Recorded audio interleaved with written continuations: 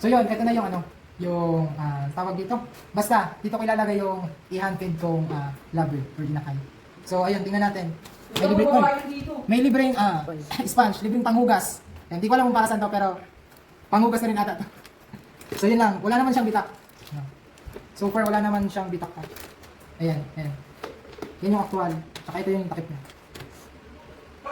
Yan. Yan lang.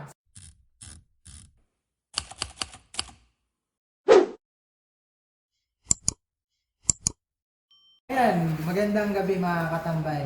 Ayan, mag-unboxing tayo ngayong gabi. Ayan, talagang na-appreciate ko talaga to, sobra.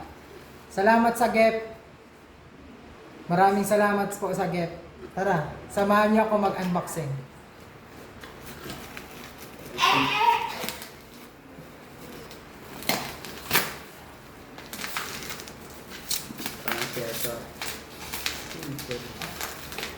Pagkain. Ayun, mahirap siya tanggalin. Pagkain pala yan kayo. May din Korea. Toaster pala yan. Tingnan natin kung okay ba yung laman. Isolve yung pangyayin. 7 problems. Wala tayong contain, so susi ang gagamitin natin. So sana walang bitak kasi yung iba sa comment section may bitak daw. Ay.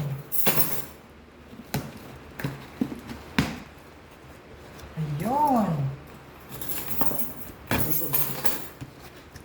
Ayun. Dito natin itatry yung ilalagay yung inakay natin. Magtatry lang tayo na mag-alaga, mag-hand feed ba ng inakay. So sana mabuhay natin. So abangan niyo yan. Abangan. Ayan. Kung di ka pa nakapag-subscribe, please supakaparay.